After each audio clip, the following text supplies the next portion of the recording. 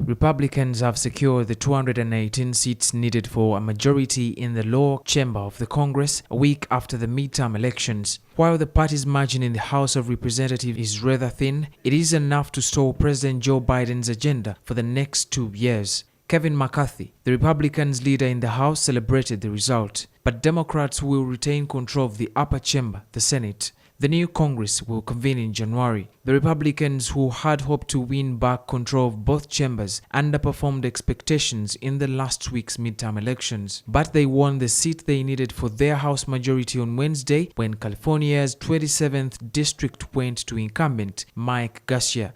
The Republican Party is now projected to win between 218 to 223 seats in the 435-seat House, according to CBS. McCarthy, who was picked by rank and file Republicans on Tuesday to be their nominee to replace Democrat Nancy Pelosi as the next Speaker of the House, said the chamber had been officially flipped.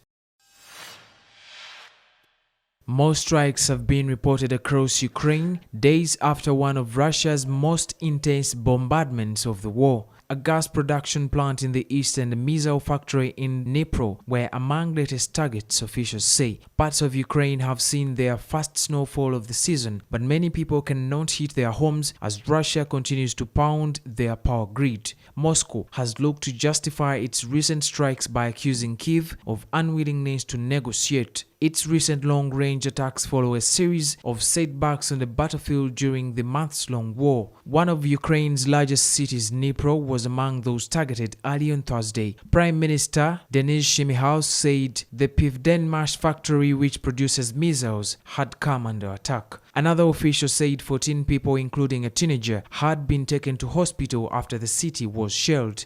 Elsewhere in the region, 70 shells were said to have landed around the city of Nikopol, damaging infrastructure and leaving thousands of homes without power and water.